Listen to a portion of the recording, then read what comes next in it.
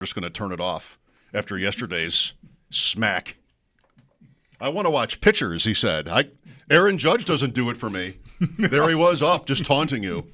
Walked, Yankees up 2-0 early in Toronto, first inning. Joining us on the West Her birthday hotline is Trysta Krick. Hi, Trysta. Oh, look at yous guys. Hey. Look at yous. One of the most gentle giants that I've ever met in person. Very sensitive. Felt like I was leaving him out back in the early days, but we got ourselves together. We're bonded for life. Happy birthday, Bulldog. Trysta, thank you so much. Mike, thank you. Mm-hmm. This is I'm over here. You know how this business works, Trysta. It's like 3:40. He's going to break. I'm like, what the hell is he doing? Why are we going to break so early? Oh, you did think that? I did. I didn't say anything on the air or off. I just like, whatever. You got your reasons. You needed to take your breath. I don't know. Whatever. But it was for this to leave give her a little for extra Trysta. time. Yes, wonderful. They want to squeeze you into the little 45 segment, Trysta. So yeah. How could I say no to saying happy birthday to one of my favorite people in Buffalo, the ride or die Bulldog? So nice. What are you doing right now? You're driving? Yeah, I just picked up some ribs. So I drove by one of the butcher shops nearby my mom's house and saw them out there smoking. They're smoking early, and that was about 2 hours ago. So I went and got some green bean starts over at the neighborhood vegetable garden, and on the way back picked up some pork ribs and some beef ribs for some lunch. So I thought that was a nice little errand before I got on the air. We're going to Vegas next week for Summer League. This NBA free agency has been like drinking water out of a fire hose, so I'm doing a lot on that.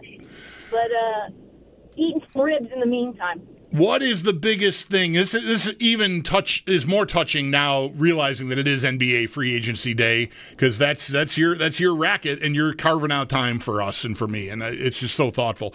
What's the biggest thing today? The Lillard buyout in Milwaukee? Is that I think so. Yeah, he's your guy. I've never, and I know you guys aren't like the biggest NBA fans, but historically speaking, to waive and stretch a top 75 player of all time, yes, he's injured with $120 million left on his contract, and not tell the star player of the team that you're trying to keep is just stunning. And then on the heels of that, signing away one of the centers that was on the team that was just in the finals, the bitter rival of the Milwaukee Bucks, just an entirely shocking, jaw-dropping, no one saw coming kind of thing.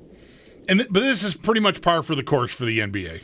Isn't it? Like at the trade deadline and in free agency, there's always stuff that is just madness. Whoa! Yeah. What happened now? Is that Kevin Durant's music again? Like it's usually a pretty crazy time. Right. It is. It absolutely is. I think in this particular case, we're seeing this new collective bargaining agreement come to a head, and what teams have to do is make very difficult financial situations and decisions to try to keep financial flexibility and not lose draft picks down the road, to be able to sign guys, to be able to have the ability to trade freely with all the restrictions that you get when you're, above the luxury tax line.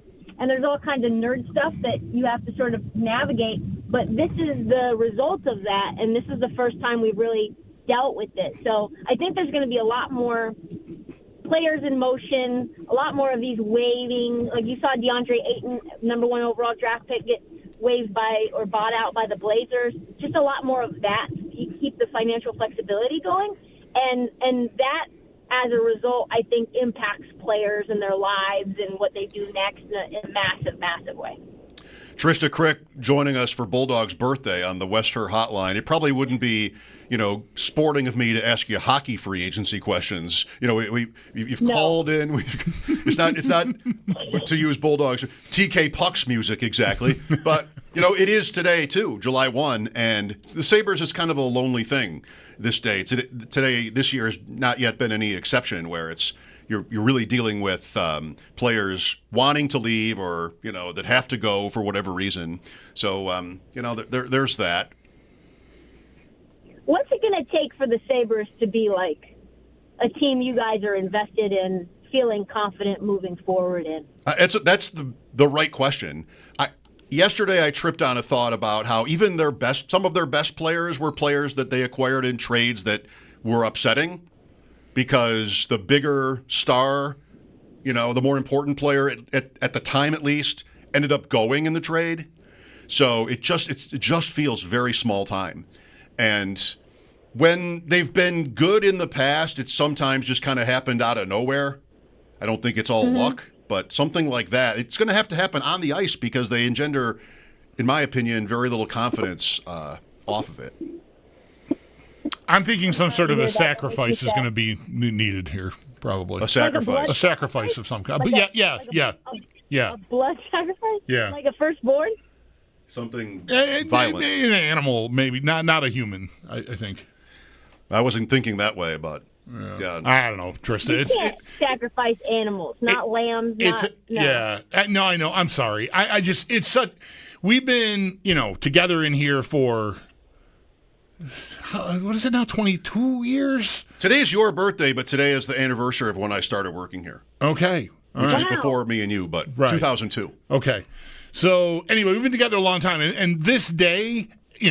obviously it's been my birthday the entire time, and it's NHL free agency day, and it has been one of the worst days to be on the radio ever. I mean, there shouldn't really be any bad days. There's no complaining. The gig is really, really great. But a day like today, multiplied by 25, is, it's got me at sacrifice time. Yeah. Because it's a brutal day, and it has been, even though the Sabres have been good at times, of course, during our on-air partnership here, rarely, if ever, has July 1 been a good day for them. It's usually their best guys leaving or them not doing anything.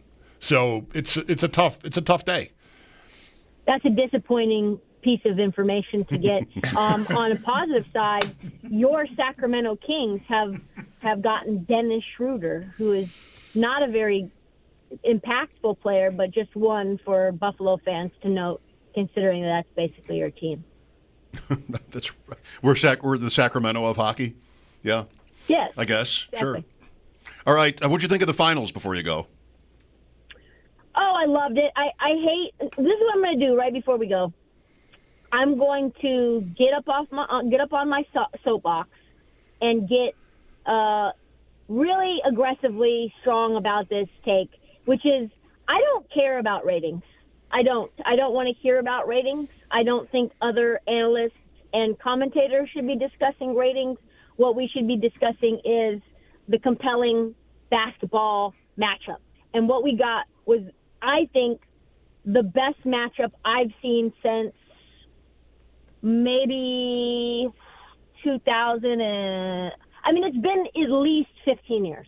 And so we haven't gotten a game 7 where it was this back and forth throughout the series, where you were getting these heavy hitters, these blows, where you had like intrigue and it felt like the series was swinging. And so to me, I felt like as much as it was a small market thing, I don't really care about that. Mm-hmm. And I don't think anyone else should care either. Like it. Good take. Thanks for fitting us in today. Enjoy the ribs. Thank you for also Love Island. That's the new show that I'm on. I know everybody's interested in it. It's cotton candy. It's definitely not up you guys' alley, but if you start on it, you probably won't stop watching it. I mean, don't assume that I wouldn't like it. I did Love is Blind, so maybe. Okay. Yeah, no, maybe you like Love Island. Yeah, I'm the judgmental jerk face here. I'm not going within 100 feet of that thing. Not only did I watch Love is Blind, I'm admitting it. So, boom. I didn't like myself for it, but I like the show. Bulldog, before I let you run, what are you doing today? Oh, you don't want to hear this sob story. I played golf this morning. That was great. I played very well. Was very happy about that. What, are you putting your dog down? No. It's just my I have no plans. My wife worked overnight last night and is working overnight again tonight. We're sort of treating Thursday and Friday more as my birthday, and so this nothing. I'm going to go home and eat a sandwich and watch a baseball game. I don't have any plans at all. Something satisfying though about that, just the lack of plans. You know, it's So nothing relaxing. going on. I mean, absolutely nothing. There. Well, nice, good chat, really good chat. I mean, I turned 60 today, Trysta. I need to pace myself. At least you got out and played golf in the morning. That's more than I would do at 40. So. All right. See, there you go. All right. Really means a lot that you made the time to call in. Thank you for as this. a former golf star saying Bulldog, you're the best. I love you. Schopp, I also love you. Don't feel left out. And I would also submit a call into you for your birthday. But Bulldog, you're the absolute best. Yeah, you're a friendly, gentle giant. You're going to need me to be thoughtful enough to think of that. Is what you're going to need. And I doubt that. That might be a struggle. But thank you for this. Thanks, Trysta. Today, Bulldog's birthday. To different extents, we're celebrating all of these things in studio. The Just Call Jed studios today, by the way. Glad to have you with us. Even including those of you who watch the stream on Twitch and YouTube. Thanks for that.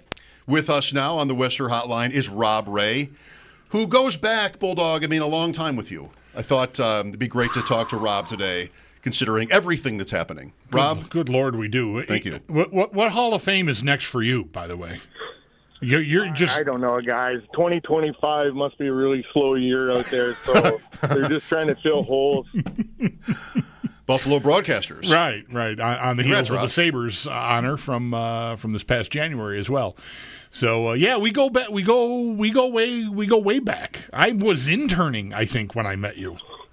Yeah, we used to do those remote shows at different places, and that went on for a few years. And it was good. We always had fun. You're one of the few people that I think really can relate to me and understand me. Well, I take that as a very high compliment. No, you should, because there's not many people out there that can. Bulldog gets you, Rob, you're saying. He gets you. Yeah, and like I said, my family doesn't even get me sometimes. Yeah. Well, I sat and watched you sign every autograph for every kid countless times, hours past your, arranged time for the hour for our show. And I'm going to tell you this, not that I would never put myself on a par with you from a popularity standpoint, but I took notes from you, like how you treated people. I learned a lot sitting next to you. You might not have thought that I was taking notes, but I was taking notes. And I think that's smart. I think you learn from your elders a little bit, and I learned from other guys and family, and so you pass those traits on, dog. And it's good that you're open enough and not too proud that you can't learn along the way. So that was good. Elders? Rob, I'm 60 today. Yeah, well, there's not many people older than what you are, but they, even though they're gone, you still have to consider those help along the way. Rob using the Paul material here, which I appreciate. Don't compare me to Paul, please. I will hang this phone up right now. If I may, did you have to learn that sort of magnanimous approach to fans? And, because sometimes I'm sure it can be frustrating, but was that something that came naturally to you, or did you maybe have a mentor or somebody you looked up to in this way? No, you know what? I grew up in a town that only had 1,200 people, and when you knew everybody and you didn't want to pick anybody off or you didn't want to be friends with, because there was only a few people there. So, no, I think it's this way my family was all the time. My family had a business, a fire machinery business, and growing up and just watching how my mom and dad treated people when they come into our place. And I think it was just, kind of the way everybody was. And it just kind of instilled you. But there was guys like, when I first got here, Mike Ramsey, Mike Foligno, all those kind of guys that really took the time, pulled you aside, and gave you hints on how to deal with different situations and deal with people too, because they had gone through it in a totally different way. So, yeah, I think you're crazy if you don't learn from people that have gone through it. And, I respect the heck out of those guys, so I was more than willing to sit back and take in everything they were going to offer. Well, I'll say that I also have admired that about you from the 716 days, and even while being the way you are, having fun to poke fun at certain fans like that Rangers guy. Except for that time when that Ranger guy wanted to really fight. Well, you. Some people just deserve it. Sometimes if you're going to put yourself out there like that, sometimes you just have to expect it, and you better have thick enough skin to take it. That's the problem now. Too many don't have thick enough skin to take it. And that's where you come in. Rob Ray on the West Her hotline. So are you, I'm feeling maybe not, but are you sort of like glued to social media today tracking signings? No. No, you know what? By the time the season's over, I just had enough, and I just kind of walk away for a few months, and then I'll start looking at it later on. Like even, going down to see the kids at Dev Camp and that, whatever. I'll see those guys in a few years, and right now hey, it's family time. It's my time. I served my sentence all winter, and now it's time for myself. Works. I can get behind that. Yeah. Well, what do you think of the idea that Byram is like the last piece? I mean, I assume you are following it closely enough to know that the Sabres have been efforting to trade this player, and that they have, I think, a pretty significant hole to replace because of the Peterka move. I like the players they got in the Peterka trade, but I think they need to turn Byram into something to help supplement what they lost in Peterka's offense.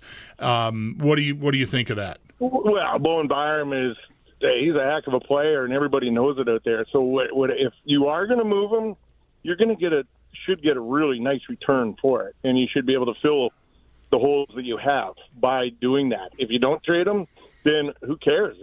He's fantastic. You sign him and let him continue to play, and your D got even better. But no, you know what? It's a game. You don't do it all at once. It's one leads to another. You let Sam go today, and you save a couple $1 million. You can use that towards something else. I think the whole plan is all the time with anybody. It's the little ones adding up to make that bigger one. It just doesn't always come at once. It may take some time.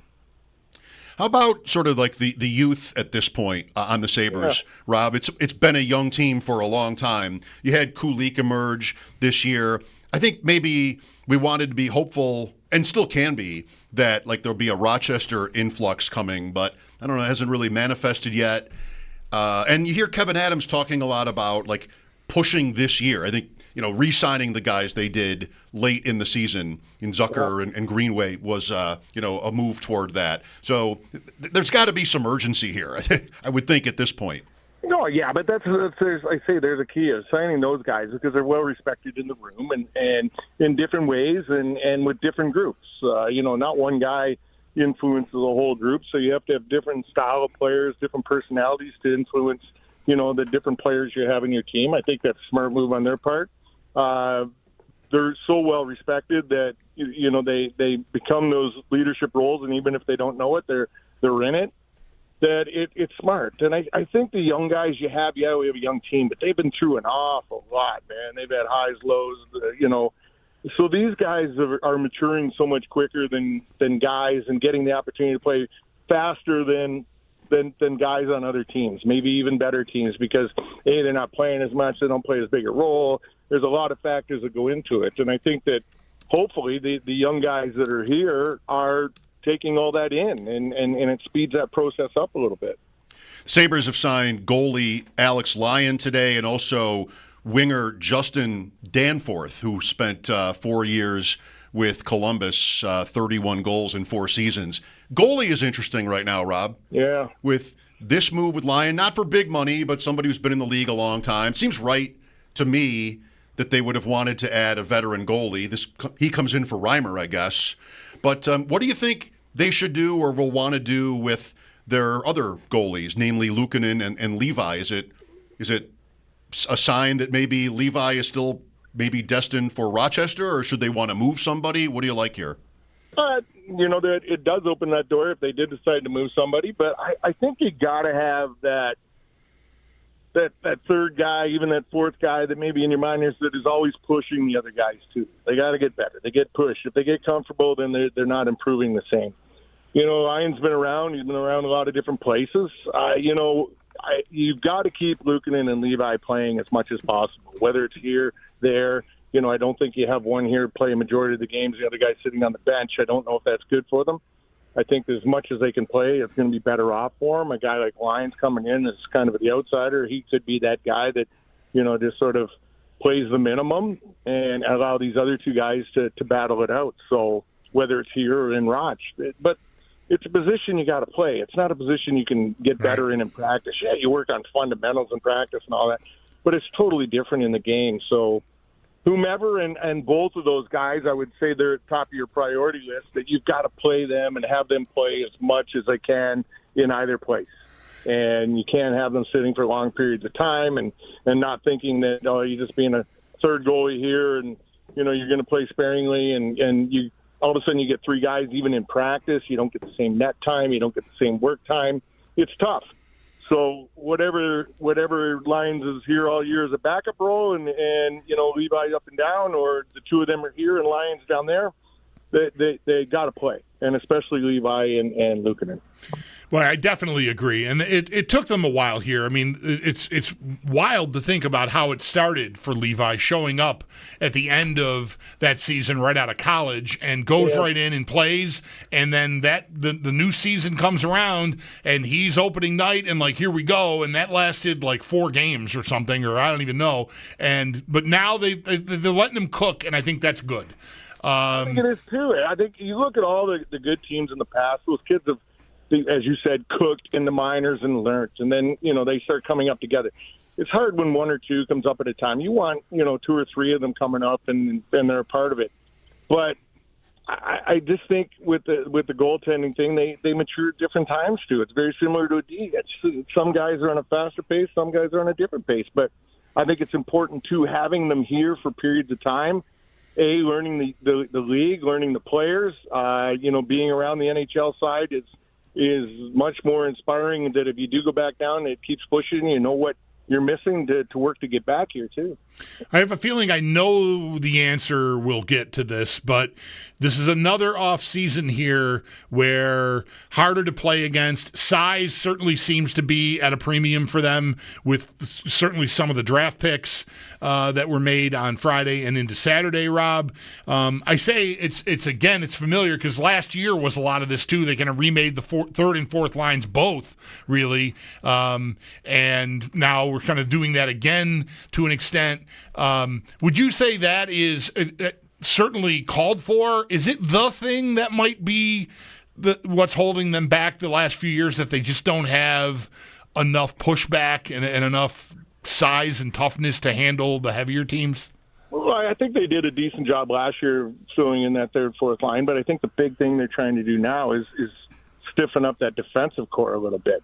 Darlene Power, these guys by them, they're not going to be your most physical guys out there, but you need somebody to carry that load. And I think by bringing in a couple of guys that they did, that it will help in the defensive zone. It'll be, a little harder to play in front of the net, a little harder in the corners, all that kind of thing. And then it loosens up those guys as well.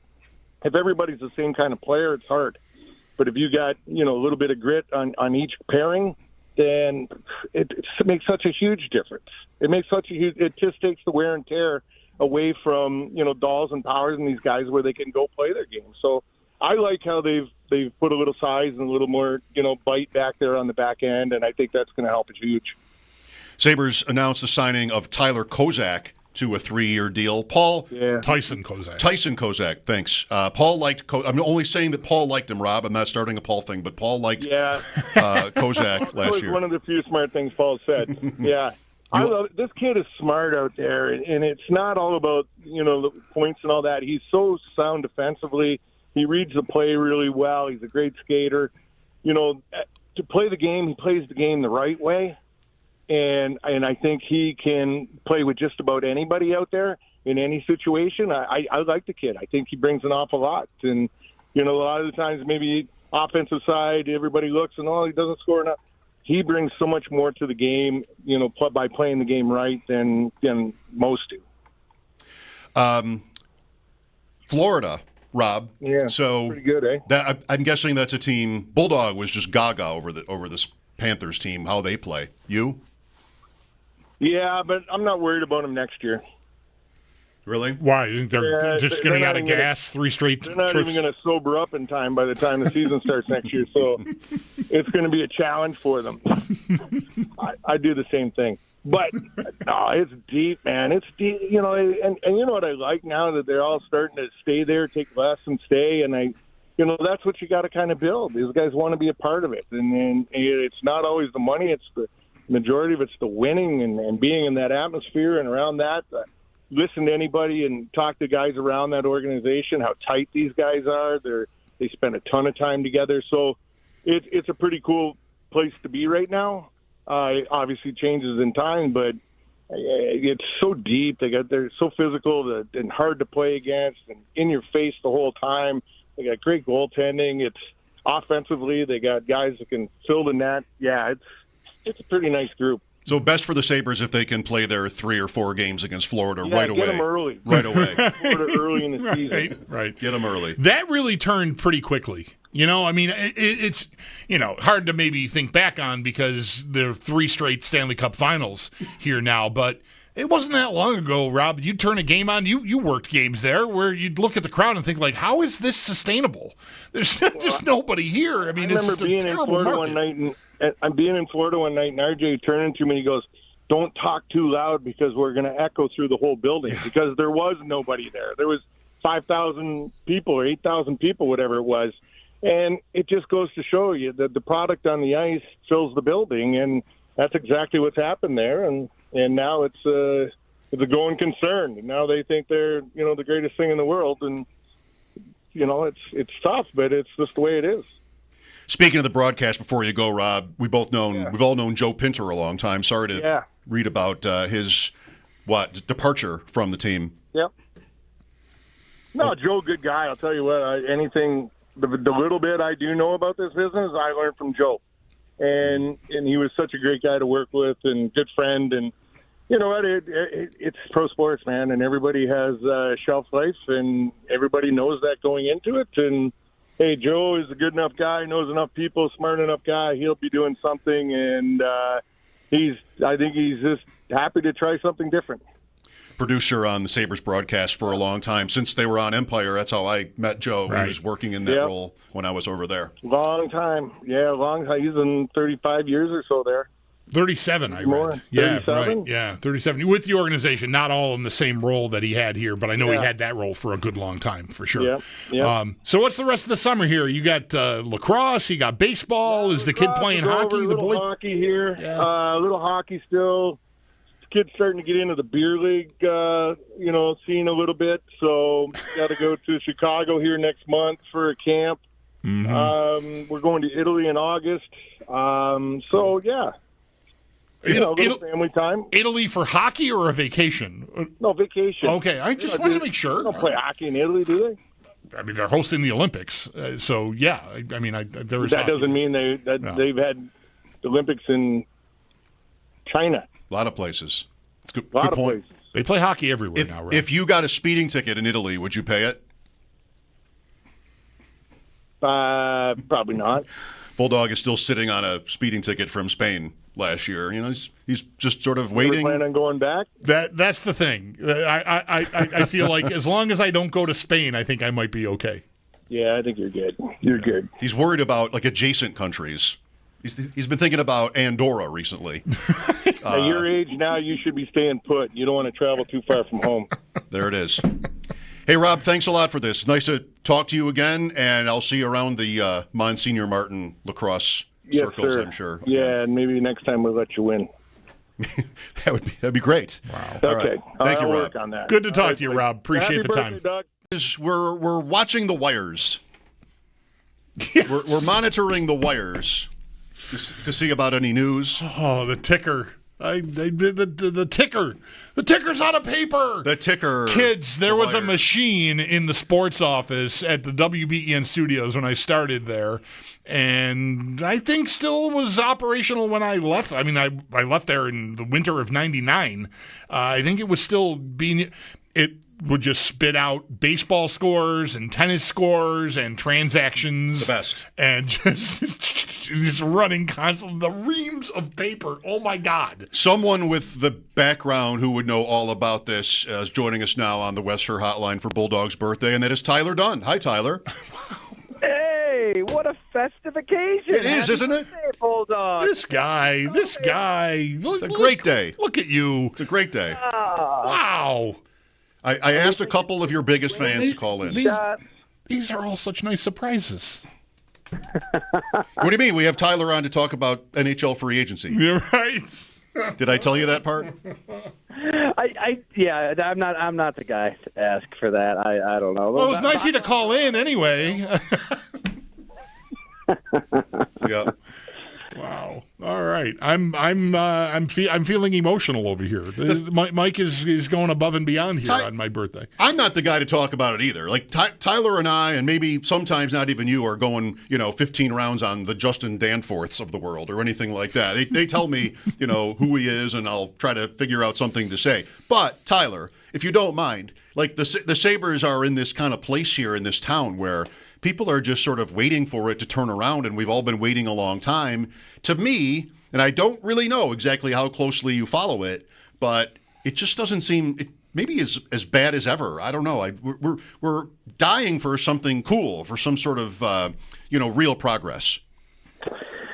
Yeah, I hear you. I mean, I guess the advice would be just to fire up YouTube and look back at those old 1996 Derek playing at the blue line, firing at Ron Tugnut, Game 7. I don't know. Like, we just have to kind of keep reliving those glory days.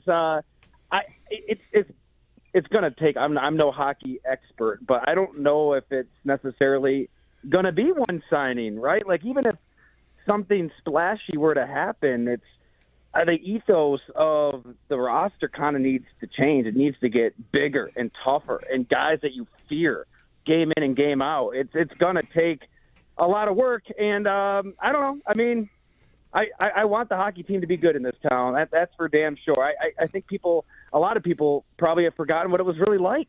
I mean, it was electric to walk into those games. I mean, hell, I remember just being at school at Ellicottville, and you're just looking at the clock at third period, and you're like, hell, can we get to 3 o'clock so we can get the hell out of here and drive up to the arena for this playoff game? You centered your entire life around these games, and even in the regular season.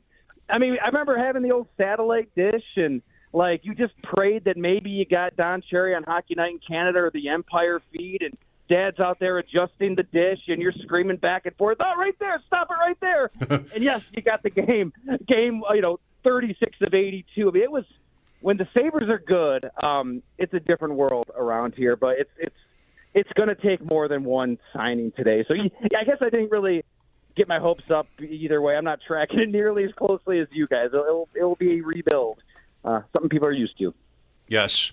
Well, I did, I shouldn't put it in this kind of framework, but the free agency day, July 1st, the draft last week, we kind of have to focus on the Sabres for these few days, and, to varying degrees, maybe there'll be reasons to. Certainly the draft gives you that, but it takes away from the Bills thing.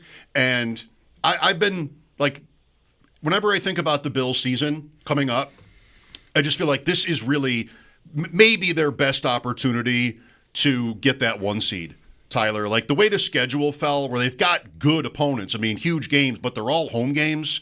And the division just is, so-so, it seems. Now we had, Miami with that trade yesterday has people wondering if, like, they're even going forward intentionally at this point.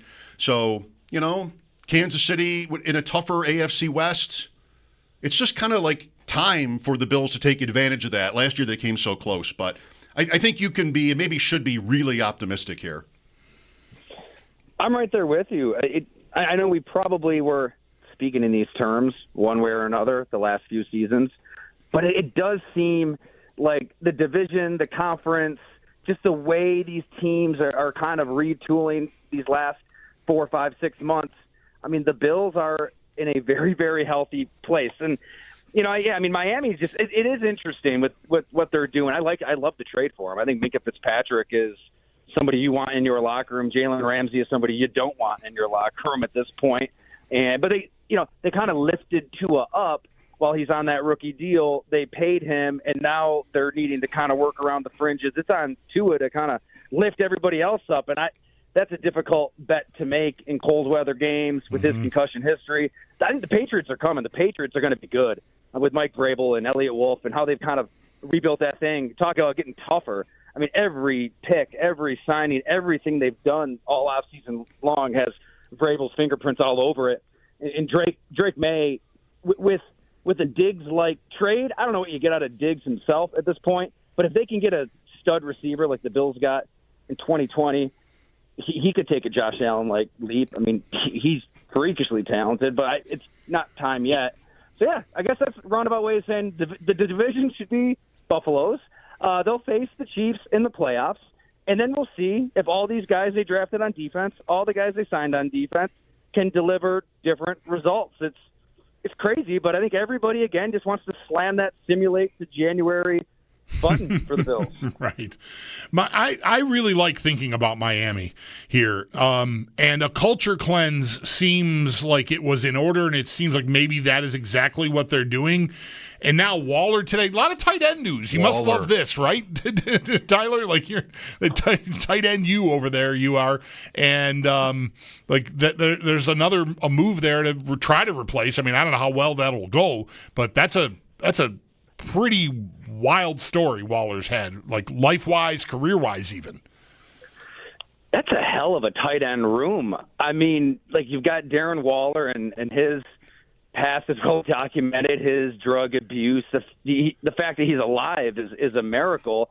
And he even went through it like that last year with the Giants and kind of opened up on that as well. But, I spent some time with Julian Hill this offseason. He's probably going to get more snaps and more targets, and he's somebody that grew up homeless in Fayetteville, North Carolina. Actually, that's where I had my first job. And he's just living house to house, floor to floor, sleeping with the cockroaches, like witnessing some absolutely brutal domestic abuse. His mom just couldn't shake her drug habit, and he opened up on everything. We've got a series up at the site. What a shameless plug. I know. I'm very sorry. But he's somebody that probably is going to play a bigger role. So the Dolphins are always fascinating, but it's weird. Like, if they've got Tyreek Hill and Waddle and Tua and Devon Achane, like they've got weapons, I guess you have to take them serious. They did take the Bills down to the wire, and it required a 61-yard field goal from Tyler Bass. It's just until they win a game when it's 3 degrees, I guess nobody's going to take them serious, right? They're a fair weather team, it seems, until they can prove otherwise. Literally, yeah. Darren Waller, last seen just missing the connection with Tyrod Taylor on that Sunday night game here with the Giants, which would have been for the win on the last play. First and goal from the 1. Where was Barkley? Didn't get the ball there. Didn't get the call there. Instead, it was Tyrod Taylor to Darren Waller, incomplete. Well, Tyler, great to talk to you. Thanks for being a part of our being at our party today, and we'll catch up again soon. Hey, is it 60 wings or 60 shots for the Bulldog tonight? Wow, dude, I have so little chance at competing in any way, shape, or form in any of that. You were ready to party when we were hanging out at that Sabre game. You're like, hey, let's hit the town. Yeah, that I remember that. You know what that was? That was a bet I was willing to make that you'd say no. Let's go out after bet. And I got cred for trying to be the ringleader. Like, Bulldog, man, he's still raring to go. Like, no, when you said no, I was like, thank God Almighty, Jesus. We all do with life, right? Nobody actually wants to hang out. No. This happened to me last week after that draft I went to. It was late on a Thursday night, and suddenly like 5 guys were like, let's go somewhere else. And they picked out a place. So everybody piles out and heads for their cars. I'm like, okay, well, I guess I'm doing this. And then somebody said, oh, it's closed. I'm like, bye. Got out of that one. Right, yeah. Thanks, Tyler. Hey, thank you, guys. Happy birthday, brother. Thanks, dude. Really appreciate it. Really nice. All right. Tyler Dunne, golongtd.com. 60 wings. The Sabres signing goalie Alex Lyon, reportedly signing 32-year-old 5'8 winger Justin Danforth, late of Columbus, and re-signing Tyson Kozak, who was tendered yesterday. They had his rights. Bulldog, good of you mentioning Darren Waller there. I forgot about that this morning. Shocking news on ADP chasing that Miami was signing Darren Waller out of retirement. With us now to celebrate your birthday, someone that you've admired for a long time, Adam Krautwurst wanted to jump in on the festivities today. And you must be thinking a lot about Darren Waller and Bulldog today, I'm guessing. Absolutely. I'm happy you guys reached out. I Was hoping I would get the call to come on for Bulldog's birthday today, the big 6-0 I heard. Well, no, I mean, absolutely. What I really wanted, Mike knows me so well, that what I really would have wanted on my 60th birthday in the middle of summer, July 1st, Free Agents Day, is, not poignant fantasy content. So, like, this is perfect. It's more, again, We're here for it. life content. Yeah.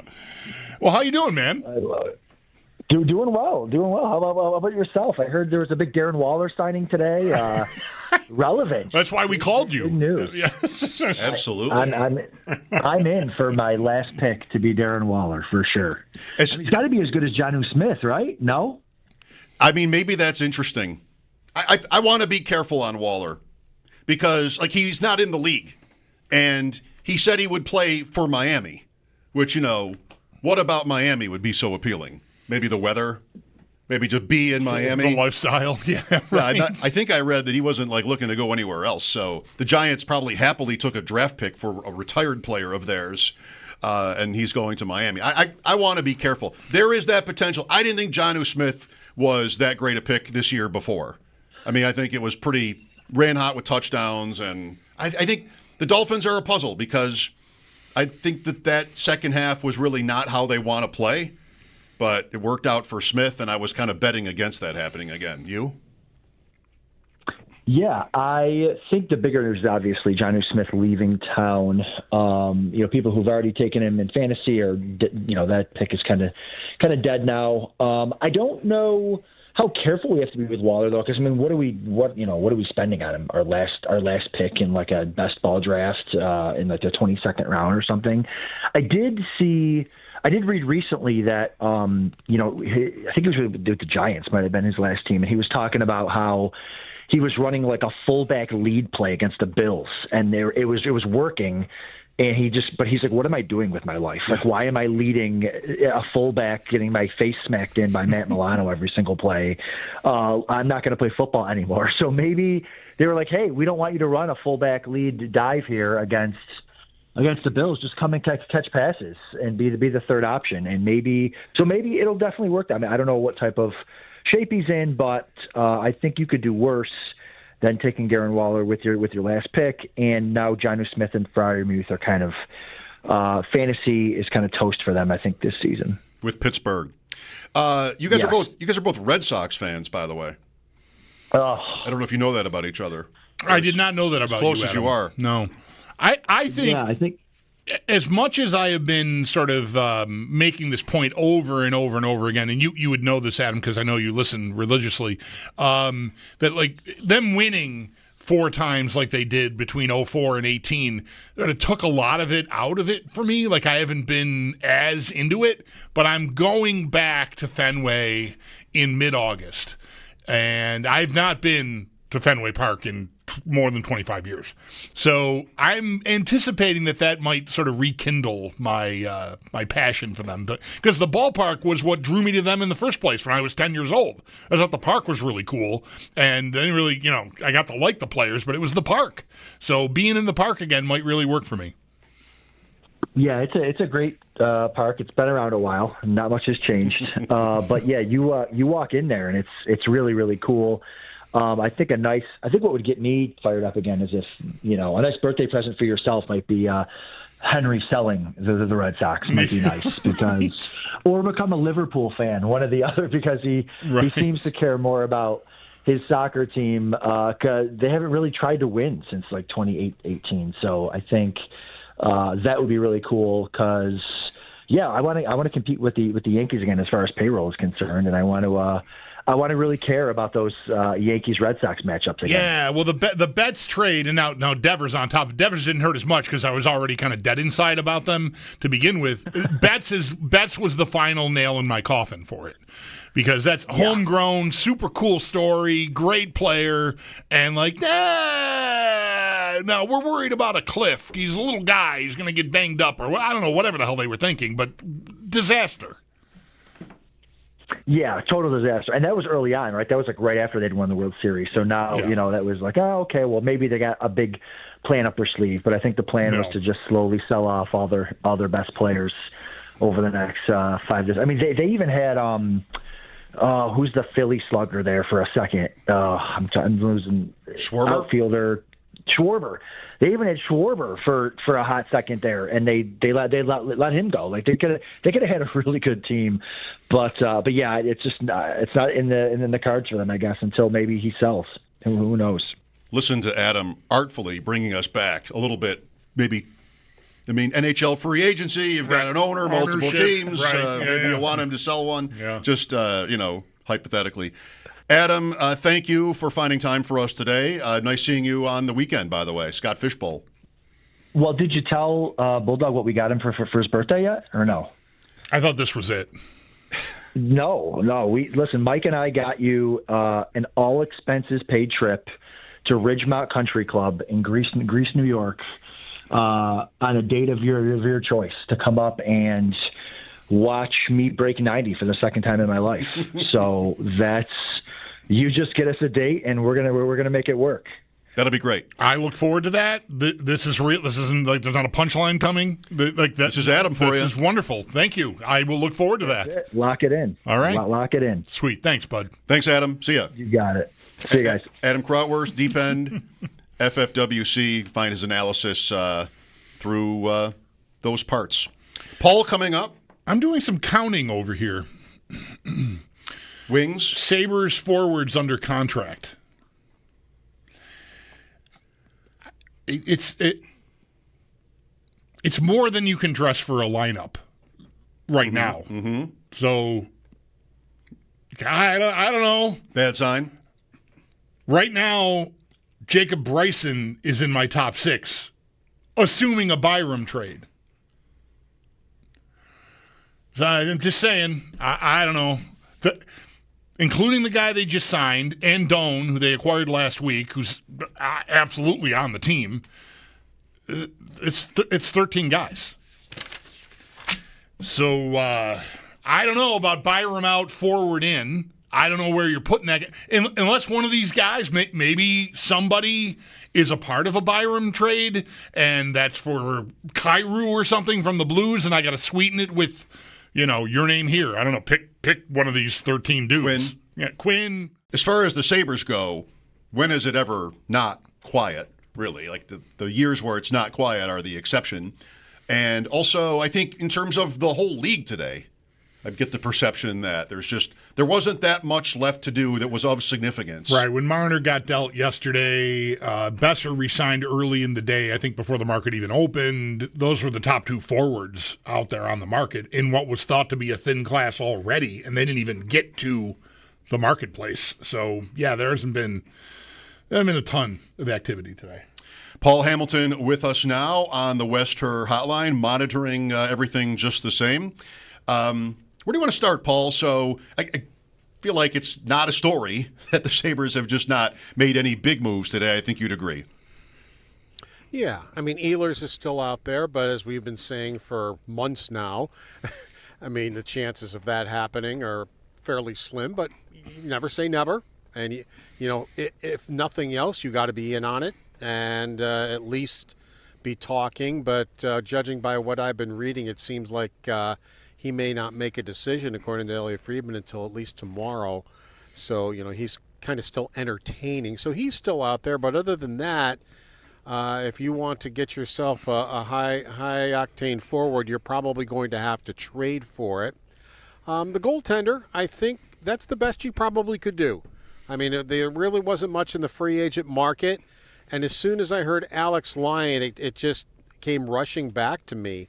A couple of years ago when the Sabres were only 1 point out of the playoffs, and in the second last week of the season, Buffalo goes into Sunrise, and Lyon, who really got the Panthers back into it, they looked out of it. And he got in net and got the Panthers back into it, made 39 saves on 40 shots. And Devin Levi, not to be outdone, I think made 36 saves in that game. Both goaltenders were lights out. Florida won that game 2-1. Had Buffalo won that game 2-1, they would have made the playoffs, and the Panthers would not have. So they would not have made the Stanley Cup Finals that year, and we wouldn't be talking about this drought anymore. But that was the first thing that came rushing back to my mind, how Alex Lyon won them that game, just with some fantastic goaltending and really it was just a continuation of the good goaltending he had given them. Never really. He played 15 games that year, and that was a career high for him. Right. He sort of caught he caught fire late and ran with it. I'm pretty sure he started the playoffs for them, and then they pivoted back to Bobrovsky, and then they went to the finals, and Bobrovsky's never looked back from that. Right. But Lyon they probably don't make the playoffs without his hot streak there late in that season.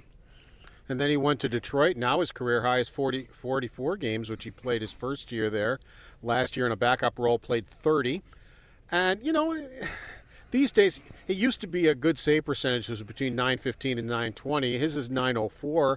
I'm not upset about that. I think that's a pretty good save percentage. And it's a guy at 32 years old. If Luukkonen comes in, and you can't wait forever. I mean, if Luukkonen comes in the first couple of weeks is not the Luukkonen of 2 years ago. To make it interesting for you, Mike Schopp and the Bulldog here.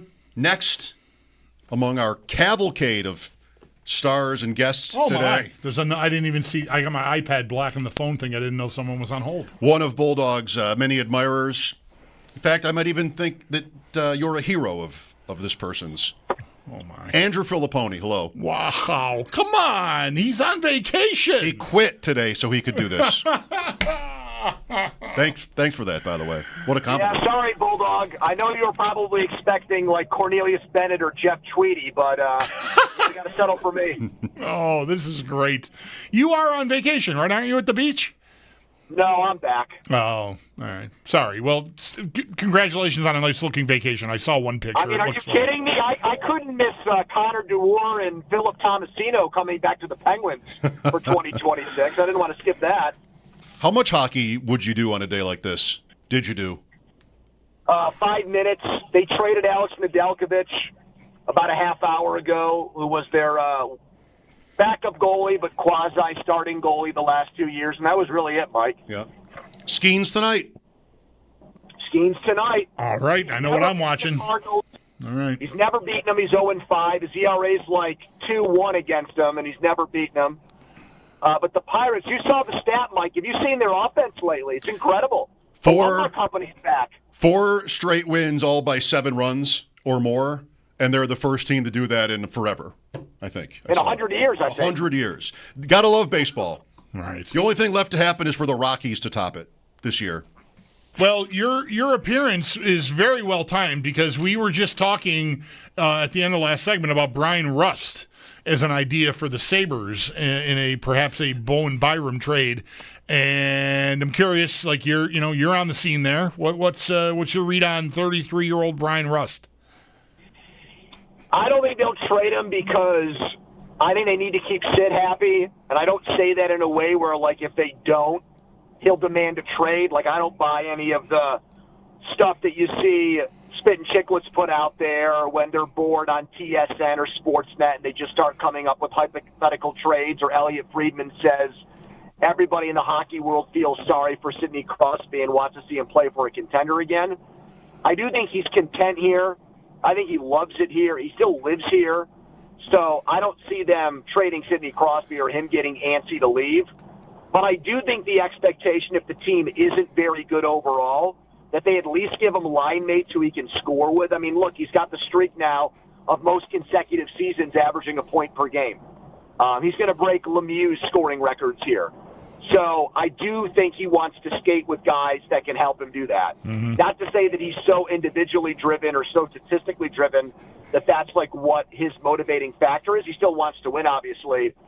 But I think they know that tacitly, and for that reason, like, those are the two guys on their top line, Rust and Raquel, who have been floated out there in trade rumors, who I don't think they can trade because they want to give Sidney Crosby line mates who he can actually score 85 points or 90 points with this year. What about Malkin? It's always Crosby. Malkin turns 39 this month. He's done, Mike.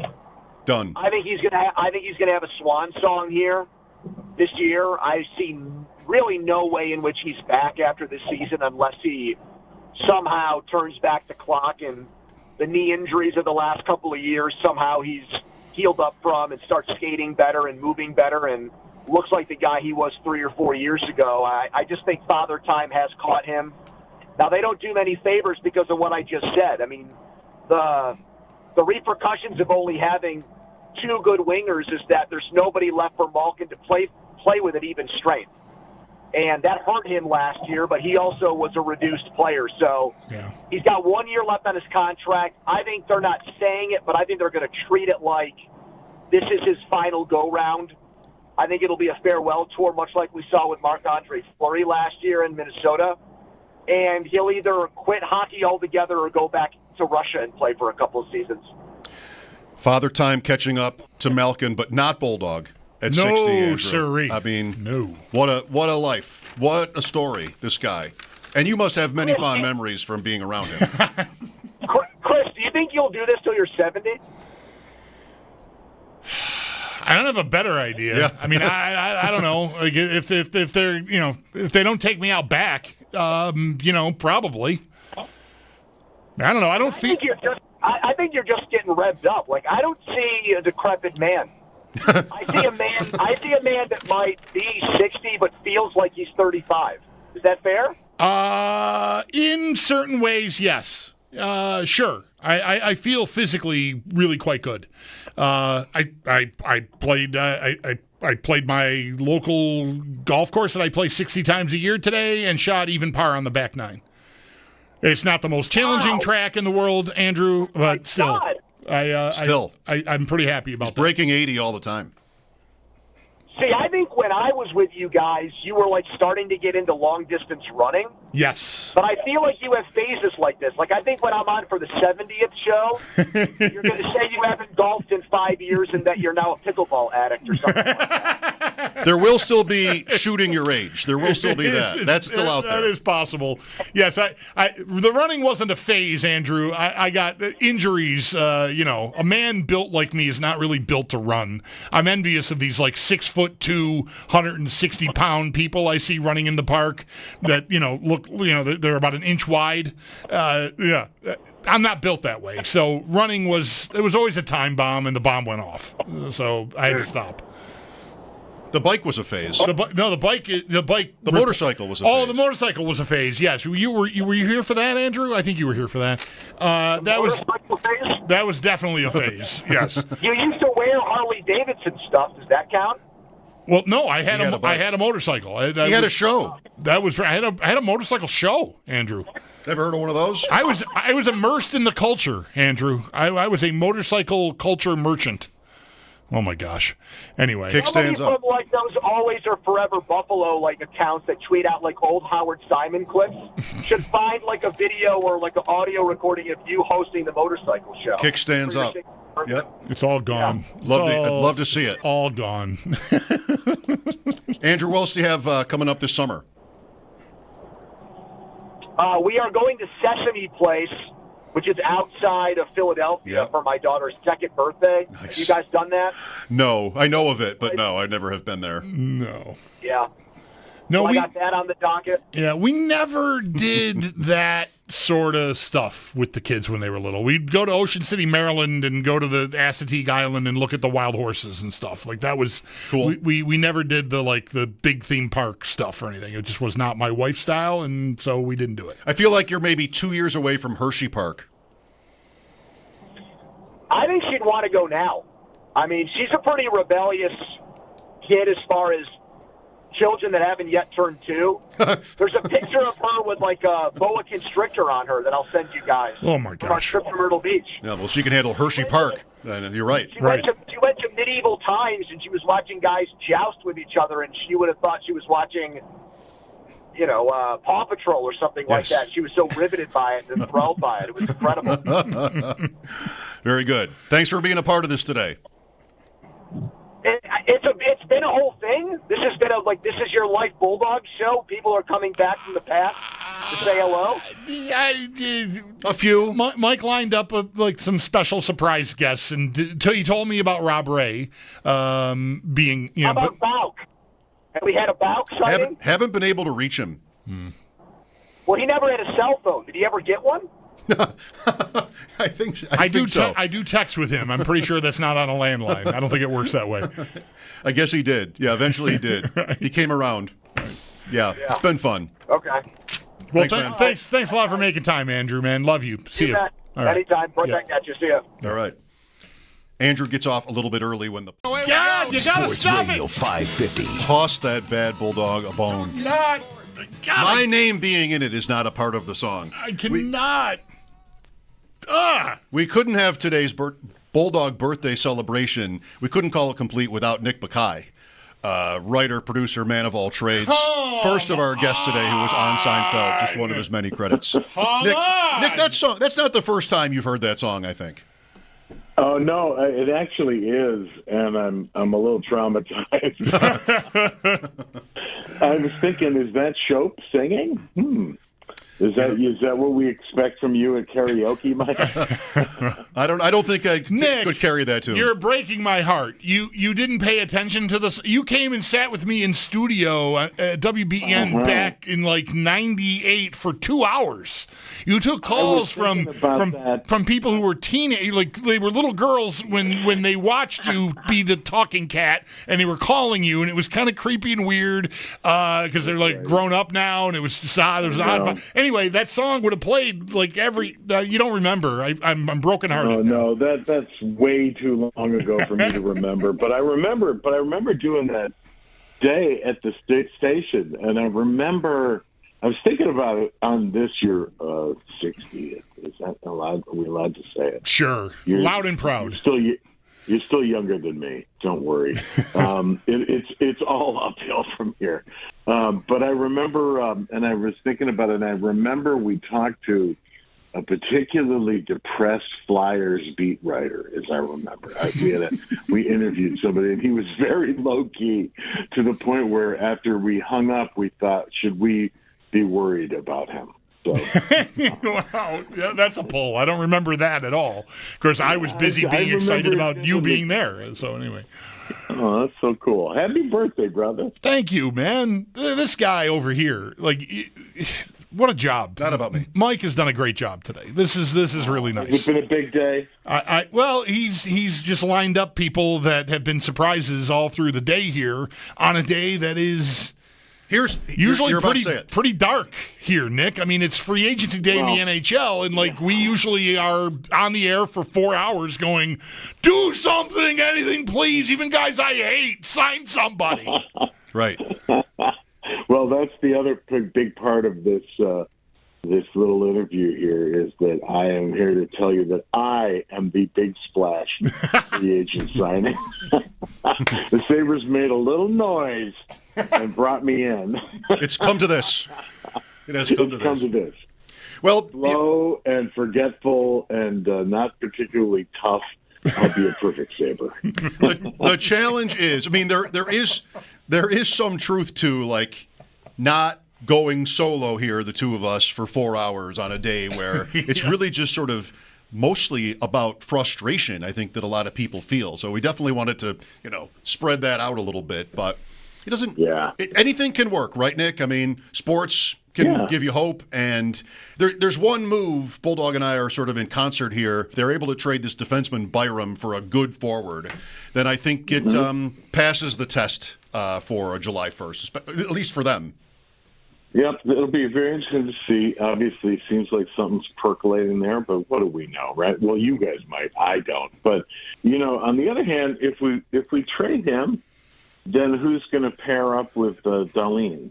So it's all sort of give and take. We'll see. Yeah, I got asked that on Twitter a little while ago, and I said, Samuelson, ? And I left the room and came back a few minutes later. I'm like, 30 mentions. What? I tweeted that. I forgot. Oh, God.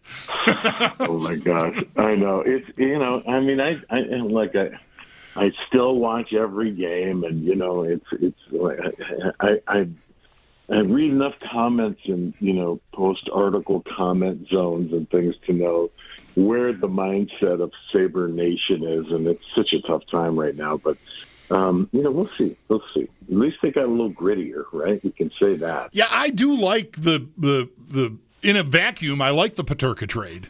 The pieces they got back. I don't like that they traded Peterka because I really liked him a lot on this team, but the pieces they got back fit, and they are roles that they didn't really have. They've been trying to find Power a partner for 3 years, so, good, but I needed this one more move to really replace Peterka's offense, and that has not come yet. So that's what we're...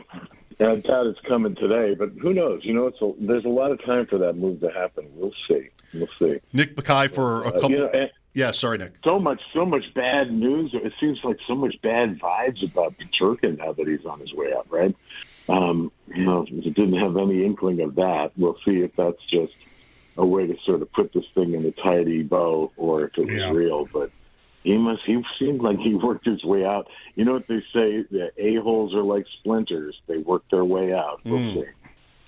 To follow that, so how are you? Are you like, is it sort of cognitive dissonance for you, or maybe not, to have like Florida and Vegas and Tampa? Like, these are the places that are doing almost all of the winning. It's bizarre, isn't it? It's all Tampa and Florida and Vegas. I know. And obviously, I won't even mention the ex-Sabre factor, but it's so upsetting. It's so bizarre. I know but I will say, you can watch the playoffs and not dig what the Panthers are all about. That's just great hockey. Yeah. And it's a little bit old school. I loved it. I have to admit, I reluctantly kind of got on board that train because I was enjoying watching it. Even Marchand. Yes, I know. I'm waiting to say, even Marchand. Yes, it's crazy. I feel gross saying it, but I admit, I liked him there. Oh, well, this is where we've been driven to this. It's like, back in the 60s and 70s, I was a huge Oakland Raider fan when the Bills sucked, because they were my playoff girlfriend, Yeah. And I also always felt like Oakland was sort of the Buffalo of California. It all kind of worked for me. I made it work, but this is what you got to do something during the playoffs, We're not going to start watching, I don't know. I'm not going to start watching some sport I have no concept of. And, playoff hockey remains the best thing going. I don't care who's in it. It's great. Yeah, I don't mean this as harsh as it'll sound, but it's almost like picking a team in a sports league that you're not in. I mean, pick an NBA team that sort of meets your fancy, because we're not sort of, at least you and I maybe, on a day-to-day basis, comparing the Sabres with the eventual Stanley Cup winners. Right. It's just too far away. So you can end up maybe sort of liking a team like that. And it wasn't Toronto, Nick. It wasn't Toronto in the West Her Hotline. What a celebration of life. So I knew, you told me, you tipped me off about Rob Ray. So I knew Rob, and I had booked Paul, and so I knew Paul, obviously. These are the, and Rob fit with it being free agency day anyway, but, still, he and I go back to when I first started. I saw, the YouTube thing was firing up when we were starting the show, and all he had was Rob Ray on there. Did Zach obviously knew about, he's been calling these people. Yep. Oh, yeah. Did you tell them not to put any of these guests on the thing because you thought I'd see it? Basically. Yeah, wow. Good job. I didn't so much communicate with G as I did just with Zach. Right. I made sure everybody out there knew, too, the guests, that you were not expecting them. All right. Well, good job. So everybody, nobody turned you down. I can say that. Wow, that's nice. They're happy to do whatever you need. Well, Zach's on the phone. Should I be worried? Not worried. Don't worry about it. Just enjoy it. Yeah. Also trying to keep us on topic. Yeah. There was one moment there during Krautwurst where I think you were eager to be like, I'm adding up the numbers on the Sabres forwards here, guys. I think you're maybe just wanting to do your part to make sure everybody knew we were not forgetting about the fact that it was July 1st. And I for one, appreciated that. I think we needed that. That was the right instinct, I thought. Okay. Well, I'm here for you. Yeah. And Nick is watching every Sabres game from California. Yeah. He is that fan. Yeah, he is. Yeah, that's not a put on. Yeah, like, back then, and it was a great time to be in Buffalo, and it's always nice to be back here and spending the summer with my family and grandkids, and hopefully I'll get to see you guys shortly. I would look forward to that. You know what I'm thinking of here? You're such a good guy, and you've been my favorite for so long. I've said that for many years on the air here. So much so that my son Owen, I don't remember how old he was. He was playing hockey. He'd been to the building. He knew who you were. He knew your number was hanging up there. And we ran. You and I crossed paths. He was with me. We crossed paths like I was leaving a charity event and you were just coming in or something. Right. And we were in the parking lot and we stopped and chatted for a few minutes. And he was so impressed that that I knew you to like stop and talk to you, not just like talk to you on the radio, not just talk about you on the radio, but like that you were like Danny. Danny's like, hey, Bulldog, what's going on, buddy? How are you? Like, bro hugs and the whole thing. And he was just like, this is so cool. So thanks for that. No problem. It's funny. I ran into a bunch of guys. I was at the 11-day hockey, which they did such a wonderful job on Sunday, the closing ceremonies. And right. I ran into Alan Davis, your boss, and I said to him, I'd like to have him get on with Bulldog and Schopp. He says, well, Bulldog's birthday is, and I forgot about it, And then I'm listening on the radio. I said, I got to call him and see if I can just wish him the best on his 60th and many more years to come, my friend. Danny, what might you have to offer on the current Sabres, the state of things, and on July 1st, it can be frustrating, fans often wanting more from them, but I don't know, are you hopeful? Yeah, it's today was, I watched, there really wasn't much after Marner went and a couple other guys went. I mean, there really wasn't a lot that was out there that I felt, but I thought the move, Peterka, who I always enjoyed his goal scoring, but I think, it's a 200-foot rink, and I didn't know how much. I've heard rumors that he maybe obviously didn't enjoy being here as much, and wanted to move on. So I like the fact that, Jason Doan's got great pedigree. I knew his dad, Shane, at a different events that I've been with and the NHL alumni and things like that. Great player. So there's some upside there. He's big. He's got some physical size to him. And Kesselring, is that how you say it? Yep. Yeah. He's a kid that I think, too. I watched him in the World Championships when he played with Tage Thompson, and he kind of jumped out at me, when I watched some of the games. And I think he can be an upside, and they talked about him. You guys have heard too, and Paul Hamilton, some of the guys talking about the fact that maybe he could be a good fit for Owen Power, to maybe raise the bar for him a little more. But, I think, and you look at this team, the size is a big part of it. When I'm fortunate, I get to watch some pretty good teams in Florida, the Lightning and the Panthers, so I get a pretty good feel of what good teams are about, and a lot of it for me is out-competing teams, and being physical and hard to compete against, and do anything that will win, and you have to find those players and have a fit for those type of players, and I think Lindy's trying to put his stamp on it, along with Kevin and the staff, and I really think too. It's funny, the other day I got a call from an old friend and teammate, Wayne Gretzky. And Gretzky I talk to, every once in a while. He's down in Florida. I played golf with him a few times. He's a big Sabre fan. He grew up in Brantford, Ontario.